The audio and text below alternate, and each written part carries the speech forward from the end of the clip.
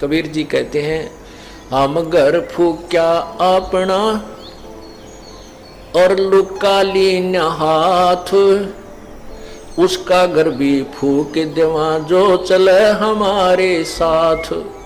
परमात्मा कहते हमने तो अपना घर जला दिया और एक बढ़ता हुआ मसाल हाथ में ले रखा, मिराड मसाल, और उसका भी घर फूक दें जो हमारे साथ चलेगा, उसका भी घर का नाश कर देते हैं।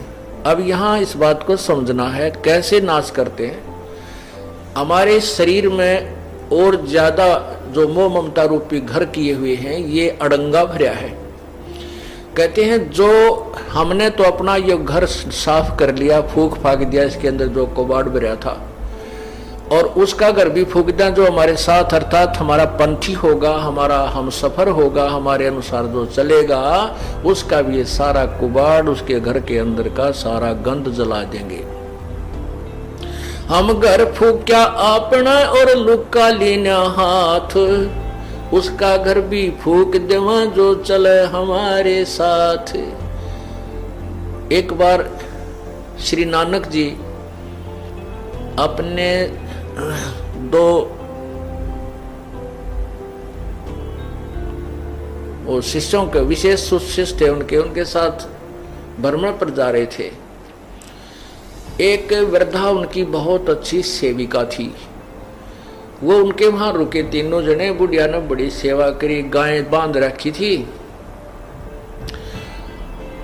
पहले वो जाते थे तो बुढ़िया बहुत ज्यादा समय गुरुजी के पास बैठ करके ज्ञान सुनने में लगाती थी। दूसरी बार जब वो दूसरी तीसरी बार गए तो वह बुढ़िया ने गाय ले ली मोल।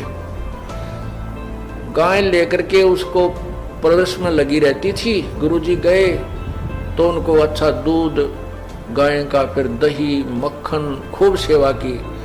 और गुरुजी के पास थोड़ी बैठे, गाय के संभाल घनी करे और बैठे जब गाय की चर्चा कर दे।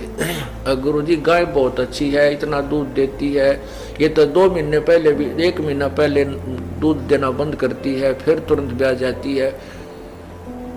अब फिर क्या कहती है परमात्मा, जब गुरुजी चलने लगे, सुबह नो बोले भगवान करे बुढ़िया तेरी गांव मरियो। बोले भाई ये गांव मरियो, ये आशीर्वाद दे दिया कि परमात्मा रब करे तेरी गांव मरियो। अब बुढ़िया भी गुरुजी के मुंह का ना देखे, भाई यू के कहा, गुरुजी ने अच्छी सेवा करी, दूध पियाया, घी खवाया, गाय कर, ये मरियो। तो आगे चल के वो दोनों शिष्य पूछने लगे, गुरुदेव आपने उस बुढ़िया का दिल तोड़ दिया, वो तो बड़ी खुश हो रही थी गाय को पाल करके, और आपने दुर्शीष दे दी कि उसकी गाय मर, और वो तो बहुत दुखी हो जाएगी। तो गुरुजी बोले भाई फिर बताऊंगा इस प्रश्न का उत्तर, अभी मैं कुछ नहीं दे सकता। अब वह तीसरे दिन गांव वर्गी बीमार हो गए। गाय मर गई, बुढ़िया 2-4 दिन तक दुख पाई। फिर वह फुर्सत होगी तो पहले तो वो नितनेम सुबह का जो गुटका भी ना कर पावा थी है, उस गाय मुर्जी पुर्ज रह जाती, दिन मरण के रह रहे, थोड़े कति बुढ़ा पावर या कोडी कोडी चालर गांव के चिपटी रही थी, भजन ना करे थी। तो फिर वो बुढ़िया ने वो भजन का समय खूब मिल गया, अपना अच्छा भजन करे, सुबह शाम दोपहर दिन में भी उलगी सी होगी। फिर गुरुजी आए 2-1 महीना के बाद। अब उन चेलों को ये हो रही बुढ़िया जाते मोगरा मारेगी महाराज, भाई तू खड़ा आगे मेरी गांव मरगी, आशीर्वाद दुर्शाशीष दे के गए थे। तो जाते ही बुढ़िया ने बड़ी सेवा करी, खाट बिछाई, बैठाए गुरुदेव को। तब परमात्मा गुरुजी ने पूछा कि बुढ़िया सुना कुछ भजन सिमरन ठीक बन रहा है, बिलाजी मौज होगी, और आपका जो वचन फल गया वो गां मरगी, वह गां ना मरा होता मैं मरूं।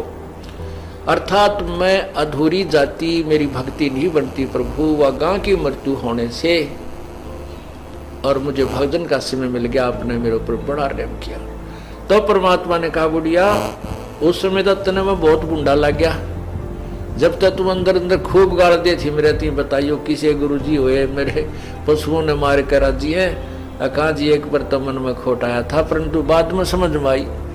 तब परमात्मा उस गुरुदेव ने बताया श्री नानक जी ने कि बुढ़िया ये काल का जाल है, ईब तेरा कौन सा पहलवान बनने का समय है, अपने 2 रोटी खा लो की सूखी भजन करे, बताई दूध मत के काटेगी के दही न फूकेगी, टाइम तेरा थोड़ा सा रह रहा है, भक्ति तू कर नहीं रही थी, सारा दिन गाय की चर्चा चल रही थी, इससे के चक्कर में रह थी, मैं भी तेरे पास डटा तो तूने सारा दिन में तो जो है ना 10% मेरी बात सुनी, 90% तू अपने झंझट में फंस रही थी।